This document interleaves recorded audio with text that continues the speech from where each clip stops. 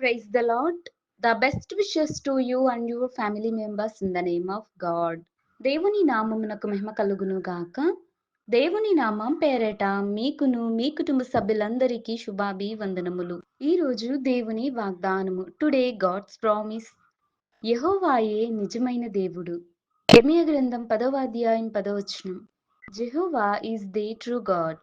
The book of Jeremiah chapter 10 verses 10. క్రీస్తునందు ప్రియమైన సహోదరి సహోదరులారా, ఈ శ్రేష్టమైన ఉదయకాల సమయంలోను ఇర్మియా గారు ప్రతి ఒక్కరితోనూ ఈ ఉదయకాల సమయంలో తెలియచేస్తున్న మాట, యెహోవాయే నిజమైన దేవుడని అక్కడున్న ఆయా ప్రజలందరికీ తెలియచేస్తున్నాడు. దేవుని యొక్క మాటలను, దేవుని యొక్క సువార్త పరిచర్యను ఆయా ప్రజలందరికీ తెలియచేసి దేవుని యొక్క సువార్త ప్రతి ఒక్కరికి అందచేస్తున్నాడండి. చూడండి, యెహోవాయే నిజమైన దేవుడు. ఆయన సర్వలోకములను, సర్వ మానవాళిని సృజించిన దేవుడు. ఆయన జీవము కలిగిన వాడు. నిత్య జీవము కలిగి మనలను పరలోకములోనికి తీసుకువెళ్ళాలని ప్రభువైన యేసుక్రీస్తు మన కొరకు ఆయన ఎంతగానో ప్రేమించి మన కొరకు స్థలమును సిద్ధపాటు చేసి ఉన్నాడండి. చూడండి, ఈ లోకంలో ఉన్న మనుషులందరూ పాపము నుండి, ఆయా పనులన్నిటి నుండి విడుదల పొందుకొని దేవుని వైపు తిరగాలి.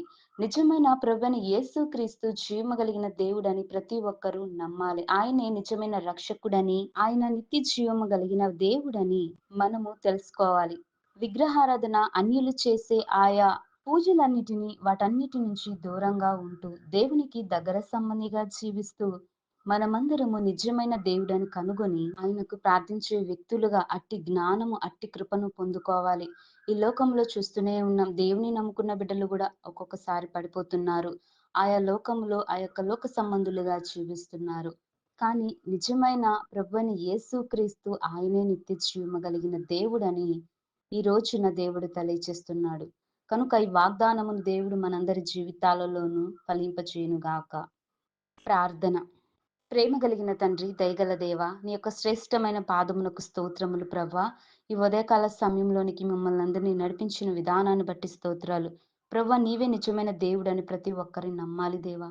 నీవు సహాయము దయచేయండి. అన్ని జనులున్న జనులను వారికి మారు మనస్సును దయచేసి నీవే నిజమైన దేవుడని ప్రతి ఒక్కరు ఈ లోక పాపములన్నిటి నుంచి విడిపించుకొని ప్రభా, నీ రక్షణ కొరకై నీ వెంట వచ్చే కృపా కాపుదల ప్రతి ఒక్కరికి వాక్యం వింటున్న దేవుడని అందరూ నమ్ముకునే విధముగా నీ కృప దయచేయమని కోరుతూ యేసయ్య నామమున అడుగుచున్నాను తండ్రి. ఆమేన్.